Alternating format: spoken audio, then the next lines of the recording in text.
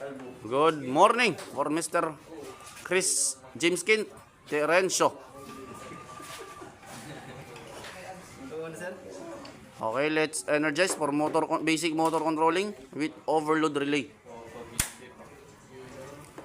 Okay, start. Push button, start. Yes. Okay, the green light indicates that starting. It will start. Okay, next, stop. Okay, the red light. Start again to check the emergency stop. Start. Push the emergency stop. Okay, reset the emergency stop. Start again. Push the red button and overload relay. Push the red button and overload relay.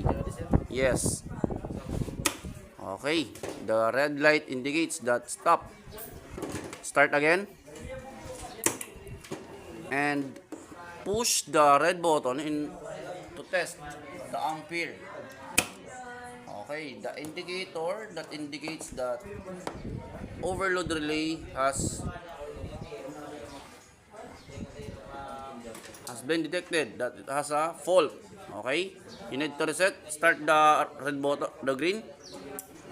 Okay, it will not start because it is manually reset. No, the red, you need to push that. Yes, yes, to reset the black one. Okay, so the indicator will not indicate or not light it up. Start again. Okay, stop. Okay, turn off the safety breaker. Unplug. Okay, very good for Mr. Chris Niel.